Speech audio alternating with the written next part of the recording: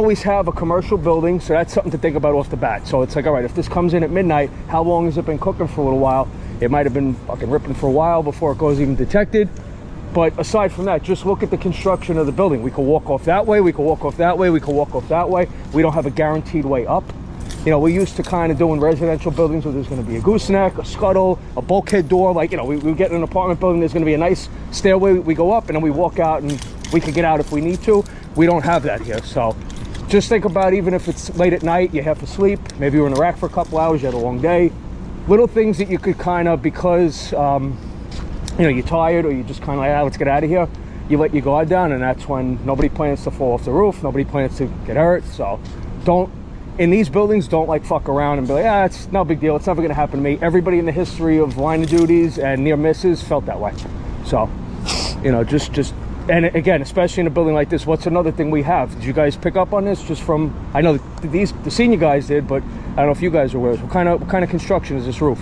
It's truss, isn't it? It's Type 2. So it's metal trusses. It's something that, like, depending on who you talk to, yeah, if it's going for a minute, this thing might be, we might get on it and we might go through it. So it's not like we're on a 2x10, 3x12 roof where we got a lot of time. It's going to be burning and we could work up there safely.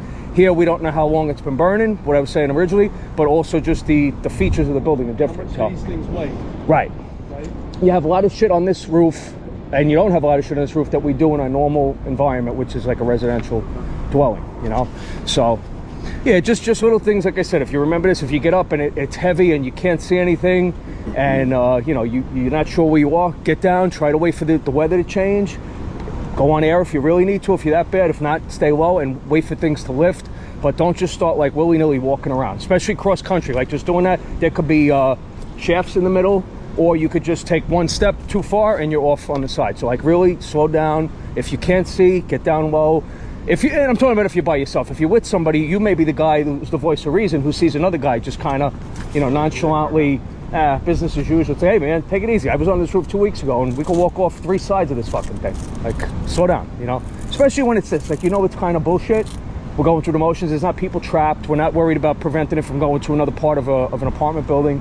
So it's like, slow down. You know, for some reason on the job, they're going nuts with the safety things. We could control safety, but so much, wear our gear, operate smartly. But like certain things we can't control, the shit you can control, try to like really